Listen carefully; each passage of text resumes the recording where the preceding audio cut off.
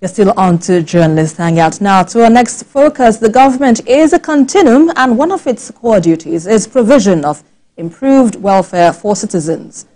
The tension between the management and staff of the Nigerian Metreological Agency, NiMET, leading to frequent clashes with labor unions over unpaid arrears dating back to 2019 has been resolved. President Bola Tinubu waded into the issue of the unpaid 45-month minimum wage arrears predating his administration. As such, the federal government cleared the outstanding arrears, and members of the staff of NiMET, represented by the Joint Action Committee of the unions, expressed appreciation to President Tinubu for the intervention in ensuring payment of outstanding minimum wage arrears from 2019 to 2022. PK, it's a laudable achievement, don't you think? Yes, the welfare of workers should be prioritized. I thought it was only state governments that were refusing to pay the full complement of the minimum wage. I didn't know that there were some federal establishments and agencies that were actually guilty. It's a long time coming. It's been a long time coming, but this government stepped in and decided to pay. So it's credit to them. The same way that this government inherited forex backlogs running into billions of dollars. And it was one of their first priorities to clear those forex backlogs. It was a big sacrifice to clear them.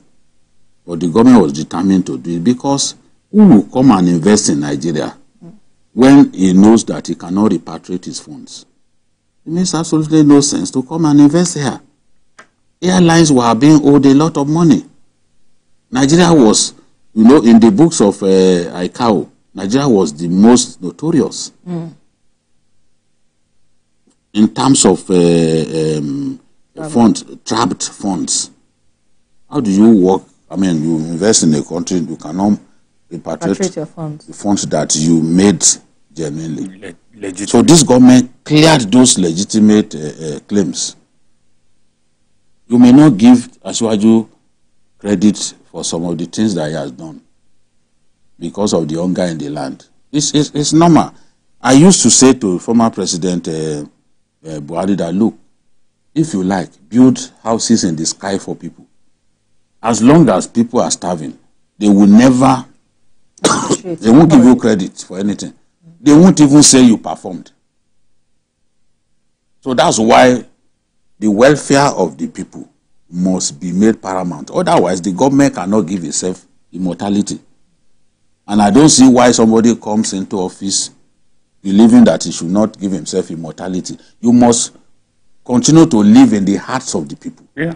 And it is only when you work for the people, you ease their pains, that you will be able to live on in their hearts and be counted among the great leaders. When people pick food from the dustbin, when people do not have guarantees that they will be able to eat their next meal, that they will be able to find their next meal, they will curse their leaders. They will call their leaders all kinds of unprintable names. That's why leaders must focus on the welfare of the people. Other achievements, no matter how gargantuan, you can build a highway from Nigeria to London.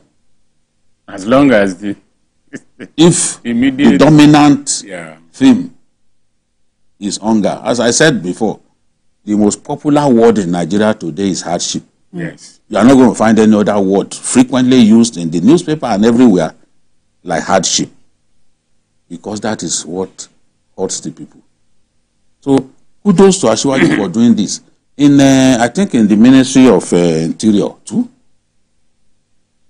10 years promotion, what do you call it? Backlog. Yes. That they have not done. They cleared 10 years.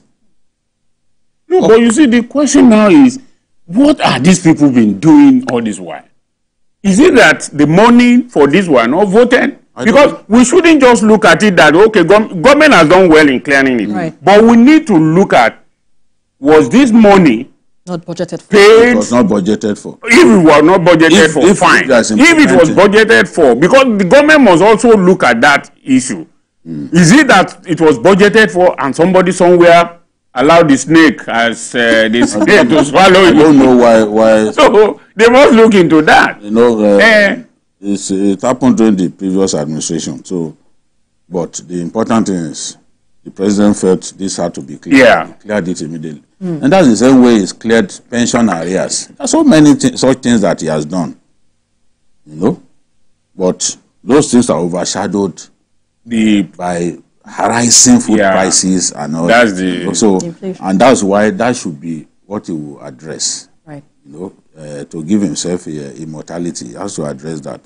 Otherwise, all those things that he's doing, there are a lot of people will not remember. We even talk to them about it, they don't want to listen. Yeah, but getting your position on this, Layinka, you know, this, how might this, will I say, long-standing issue now perhaps affect, will I say, the morale or trust within government agencies? Because this took since 2019 till date, or till 2022, if I would say. How do you think this would affect the trust of the employees of these agencies?